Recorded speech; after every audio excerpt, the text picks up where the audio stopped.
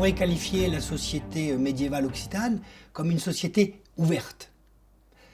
Et une société où s'annoncent des libertés. Et une société qui est à l'écoute de l'autre. On aime bien communiquer avec la différence. Dans une même famille languedocienne, on retrouve des cathares et des catholiques romains. On voit que certains croyants vont aller le matin à la messe du prêtre ou du curé, et puis le soir, ils iront au sermon des cathares. Et on voit même des prêtres faire leur messe, et puis le soir aller manger avec les cathares ou assister à leur sermon et parler métaphysique. On aimait discuter, on aimait échanger des points de vue.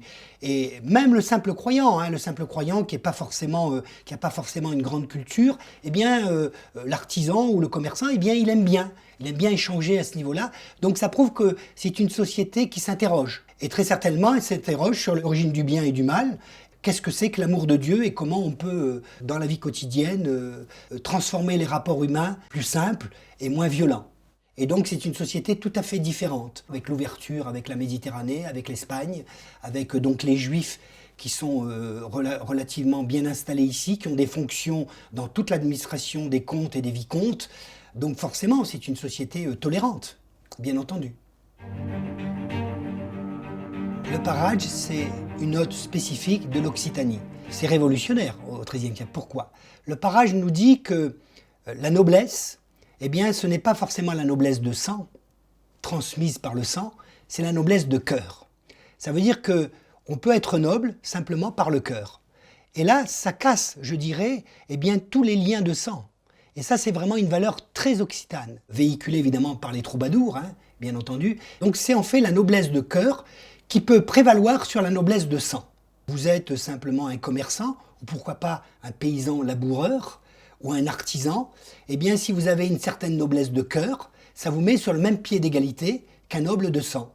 Voilà, donc c'est cela. Donc c'est une forme d'égalité et ça brise un petit peu ces castes-là. Donc le parage, c'est vraiment une valeur universelle.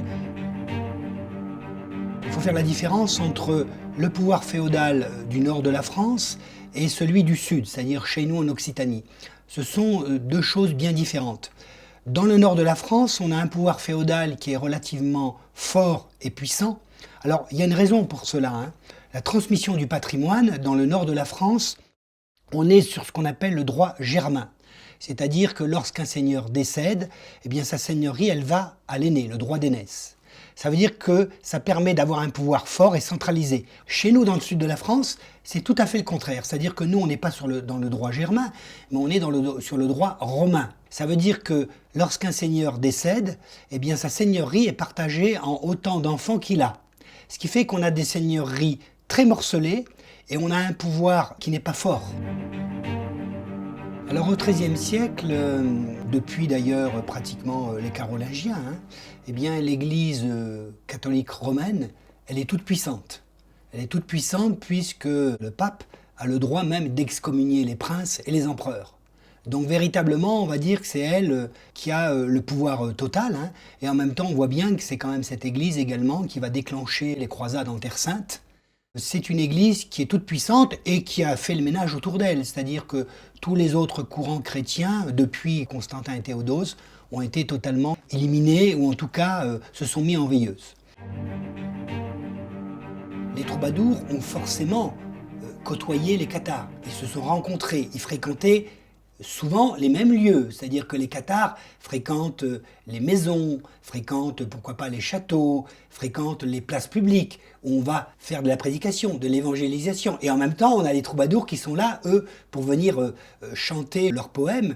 Alors, la petite différence peut-être, c'est que les troubadours, ce sont généralement des laïcs, pratiquement tout le temps, alors que les cathares sont des religieux. Chez les troubadours, c'est l'amour courtois, l'amour de la femme, l'amour mystique même, c'est-à-dire on va sublimer la femme. Et puis chez les cathares, c'est l'amour de Dieu. Mais derrière Dieu, il peut y avoir aussi, on peut trouver le féminin aussi, bien entendu. Ces troubadours et ces cathares se sont rencontrés. On sait également qu'on rencontre quelques grands poètes troubadours, notamment par exemple Raymond de Miraval, qui est bien connu, ou Père Cardinal. On sait que certains troubadours ont été croyants cathares, sympathisants de cette église.